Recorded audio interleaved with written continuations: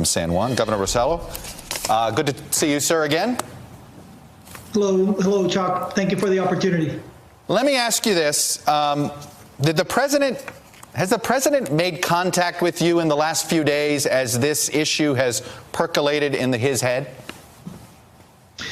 No, I haven't had the opportunity to talk to the president in the past couple of days. We have been in communication with several of the White House staff members for a variety of issues concerning Puerto Rico, but no, I have not spoken to him recently. I got to ask you, what was your initial reaction when you saw those tweets this morning?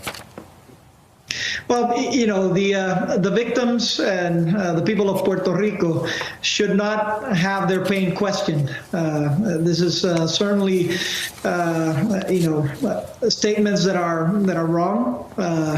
You know, we went on an effort to identify how many excess deaths occurred in Puerto Rico as a product of Maria.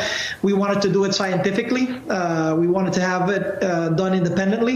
And we feel that George Washington did that effort very well. Right. Remember, Chuck, I used to be a scientist. That was my professional, you know, formation. And I saw how they went about it, so much so that we've taken their estimate of 2,975 and placed it as the official number. Let me ask you this. Did the federal government ever offer to try to do this as well, to try to help? I mean, look, the GW came up with this study. It's very detailed. Harvard did its own study and had an even higher death toll number. But I understand the GW study is the one you asked them to do.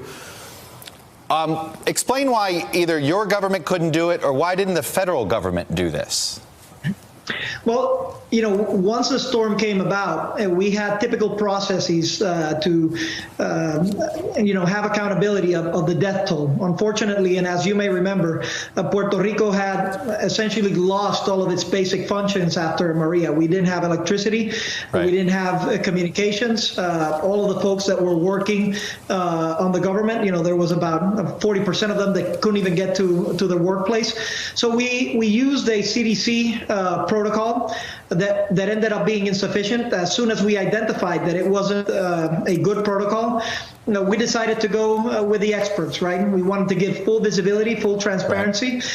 We wanted to have not only a death toll account, but also an evaluation of how the communications went about and what we can do towards the future so that we can have a more robust response in the you know, public health arena.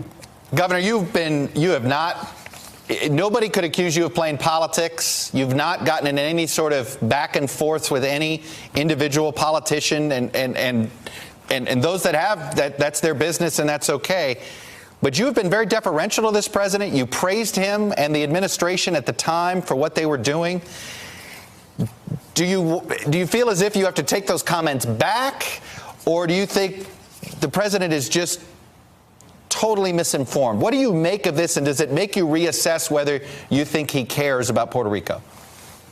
Well, my job as governor of Puerto Rico, Chuck, is to make sure that I can get as much resources for our people and for our recovery. That is why I have chosen a path of dialogue, of openness, and of collaboration. Of course, that dialogue includes pointing out what has been good, and there have been some good things in these relationships. There have been some good efforts done, like with housing, our relationship with HUD. The response by the DOD was very good in the emergency, and there have been some you know, bad things that have occurred. I was very unsatisfied with the Corps of Engineers' response to lifting up our energy grid. I am very unsatisfied with the bureaucratic stranglehold that Puerto Rico has with FEMA. So my position is the following. Instead of, you know, having to kick and scream, I hope that with, you know, rational dialogue, I can convince people that when I am saying something, it's because I either see it as something that's done right or something that's done wrong. And in this instance, it is my view that those comments are, you know, are completely off. They're not based on anything. I think we should we should move forward. I think that we should move forward towards a recovery using a lot of the funds that, the president Right. helped Puerto Rico get, so that we can start rebuilding Puerto Rico stronger. But we need to show empathy. And again, it's no time to play politics. It's Right. time for results. It's time to show empathy for those that lost their lives. What can the president do to restore his own credibility with 3 million American citizens that live on that island? I think having a dialogue and showing empathy, I think that's critical. He's done so in the past. I think it's an important step. I think that having, demonstrating certain things that are still outstanding. For example, we've asked him for an extension on the on the emergency work after Maria. This extension was given to Louisiana after Katrina. We expect the same treatment in Puerto Rico now. FEMA denied it, but we can appeal it to the president. And lastly, we're about a week away from the 1-year anniversary of Maria, and we're certainly going to have some events commemorating what happened, and of course remembering those that lost their lives. My hope would be that the administration would show what everybody in Puerto Rico and what the vast majority of people around the world feel, which is a deep sense of loss, a moment of mourning, and an opportunity to heal together so that we can rebuild stronger than ever before. Last question. Do you believe you'd be treated better if you were a state and you had an electoral vote that maybe the president might want to win in an election?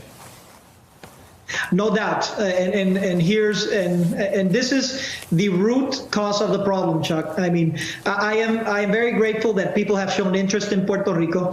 I really hope that this interest spans just the recovery. We have to be mindful that Puerto Ricans have been treated as second-class citizens for over 100 years. Puerto Ricans are part of a colonial territory.